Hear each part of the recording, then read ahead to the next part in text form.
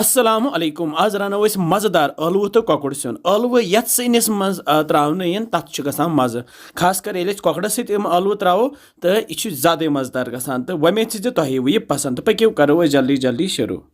मे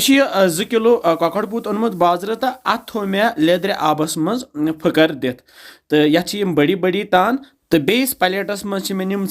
लक्चे लक्चे ٲلوٕ 1.5 किलो तो ٲلوٕ थवो अस जलित तो यमन ٲلوَن करो अस 4 खांड इथे कन बहुस करान तो थवो यम सारे ٲلوٕ अस खांड करित साइडस कुन यपर तलहोन अस फल तेलस मज कॉकड़ पूत तो यह करहोन अस त्रोश तो त्रोश करथी कड़होन अस प्लेटस मज तो अथ तिलस मज तलो अस ٲلوٕ तो यम ते करो अस लाइट ब्राउन तो यथ प्रेशर कुकर किस बानस मज त्रावो अस तिलस 2 ग्रेंड येतन त्रावो अस कह खड़ा मसाल यथ बह त्रावे दालचीन प्यूत अख बेयम रंगफल 2-3 बेयम बड़ ٲلہٕ 2 तो बेयम सब्ज ٲلہٕ कह तो यम करक बह ये तिलस मज हल्के तैयार तो अमे पत त्रावो अस अथ मसालस सती यह गंडा अख अथ मे न्युक न्युक कोरमुत तो यह तलहोन अस ये मसालस सती तो करहोन कैंसन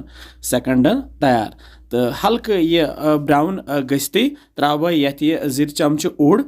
तो अमे पत त्राव यथ रुहन पेस्ट चमचे अख तो तलहोन यह रुहन ये गंडस सती तो कह सेकंड गस्ती त्राव यथ यह बदान पाउडर चमचे अख दानवल पाउडर चमचे अख बे शोंठ पाउडर चमचे ओड़ तो बे त्राव यन यथ लेदर चमचे अख बे त्रावस मर्चवांगन पाउडर चमचे 2 मर्चवांगन कूत चो तुम खेवान तमे हिसाब त्रो तो रलावो अस मसाल तल गैस लोत तो लथसी पे करो कैंसन सेकंडन वन तैयार तो येन त्रावो अस ٲلوٕ यम अस तलित थे गोथै तो अमे पत त्रावो अस यथ यह कॉकड़ तूर इस तलित थोमुत तो रलावहन सही पे युथ मसाल यथ कॉकड़स तो ٲلوَن सत पूरा रल तो अमे पत त्रावो अस यथ यह आब बान 1.5